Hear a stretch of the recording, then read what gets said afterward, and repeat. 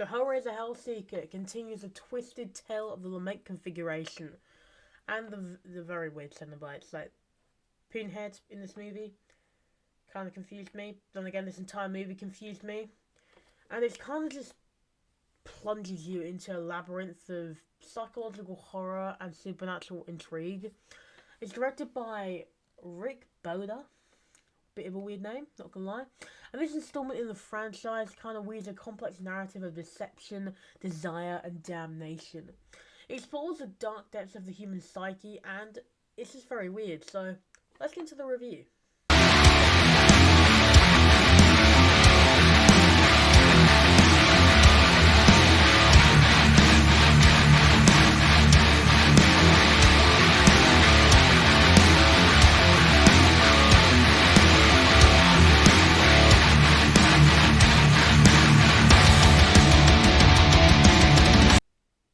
So the film follows Trevor Guden, played by Dean Winters.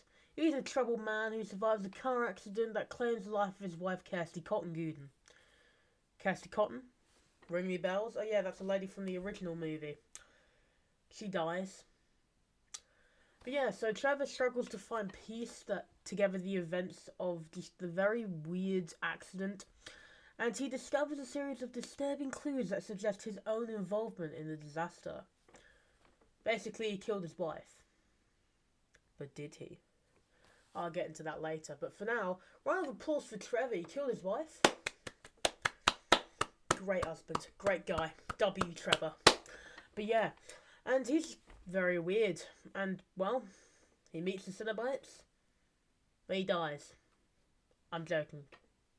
However, he does die. Spoiler. It's a given in a Hellraiser franchise that your protagonist, if it isn't Kirsty, is gonna die. Besides that guy, well, I guess Gal in Hellraiser 3, but she, maybe this franchise just doesn't like killing female protagonists. Respectable. So this movie is very weird. It combines elements of psychological horror and thriller that kind of work. They kind of work. Do they work entirely? No. So Rick Boda, he creates a palpable sense of unease and tension throughout the film, and they kind of just uses very shadowy cinematography, and just sort of very eerie sound design to immerse you in Trevor's nightmarish journey. And from its very surreal dream sequences to its shocking moments of violence, every aspect of the film is designed to keep you on the edge of your seat. It is very well crafted, I must say. Dean Winters does deliver a good performance of Trevor. Once again, round of applause for Trevor. You killed your wife, mate. Great job. Bro, broke free. But yeah, and he captures the character's descent into madness and nuance with intensity. And he kind of just brings a sense of vulnerability and ambiguity to Trevor, because, he's not sure if he killed his wife, but he did kill his wife, but not really. Once again, get into this later into the video. So, Ashley Lawrence does also give a pretty good performance for the 10 minutes of screen time she gets. And Doug Bradley as Pinhead, with his 15 minutes of screen time, does a pretty good job as well. However, one of the film's greatest strengths does lie, once again, in the deeper themes. Guilt, betrayal, bad husbands. Who for Trevor? You killed your wife, mate. And yeah, it's just very weird, because it kind of forces you to delve into the dark side of the human psyche, but also just delve into the dark side of bad husbands. Like, this is the kind of guy who's gonna go get the milk once he gets kids. Where are you going, Trevor? Oh, honey, I'm just getting some milk. Oh, alright. Never comes back. Gets me every time, no, but yeah, he's very weird in this movie. Now, just to get into the actual spoiler of the movie.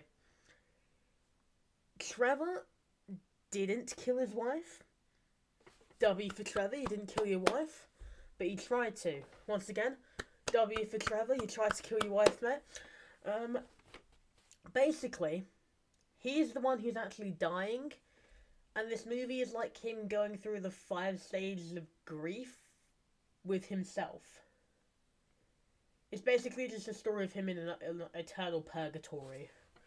Until he finally realizes, oh my god, I'm the one who died. It's very weird, to say the least. Like, Trevor is just such a terrible character. You can't like him. Like, halfway through the movie, he has this really young neighbor, I must say. And he just, like, invites her into his apartment and starts doing the deed. Belly also has this very creepy and pervy boss who he invites into his apartment and starts doing the deed. But with her, they film it for some reason. Bit weird, mate. That's not going to be used for blackmail at all. W, Trevor, you're absolute genius. Genius over here. But yeah, does this film work? No. Is Trevor a good protagonist that you will enjoy following? Hell no. Half this movie, I was like, oh, I feel so bad for him. I also feel annoyed that Kirsty's dead now. Then at the end of the film, you're just like, what douche.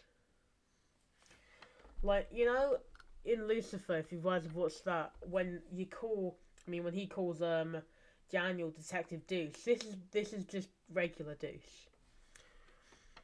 Yeah, he does do a good job playing Trevor though, Dean Winters. W for Dean Winters, you play the guy who killed his wife, but not really. However, he did pretty much just torment his wife and torture her because Kirsty has like PTSD from the puzzle box, and he just somehow had a puzzle box and he brought it into their apartment and just gave it to her like, open it, come on, open it, open that box. Ah, God. But yeah, he's a very weird guy. So am I. I can relate. I'm gonna stop clapping for the rest of this video now. But yeah, Trevor's a weird guy, to say the least. And he definitely just isn't someone you can enjoy following throughout the movie. You just don't like him, and that's what I don't like about the movie. He's not a likable protagonist. Like some protagonists you love to hate. For example, Oliver Quick. He's not a good protagonist in the sense that he's not a good person, but you want to see what happens. You're kind of intrigued by his story because, of course, you think he's just an innocent guy who was invited to this rich family's house. Of course he's not. He's a sadistic murderer. But yeah, ultimately though, this film may not reinvent the wheel, but it does offer a compelling and atmospheric addition to the Hellraiser franchise. It does satisfy me at some points. Other points, such as Trevor. Bet you thought I was going to clap there. No, I'll do it now. W, Trevor, you killed your wife. But not actually. He just really irritates me. I hate him so much. Like, what kind of douchebag tries to kill your wife and then you didn't kill your wife and then you die and then you don't realise that you died because you're so in denial and you think that you did kill your wife. Like, bro's idea of hell, or I guess heaven, is literally just him cheating on his dead wife with 2 other people and a doctor. Like, it kind of implies that he was going to get with the doctor at some point because, like, I don't know, maybe the nurse was into him. W, Trevor, cheating on your wife with 3 women. Respectable. But yeah, that's going to be it for this video. Thank you for watching this video. Until next time, let me know what you guys think about this movie in the comments below. Until next time, bye-bye.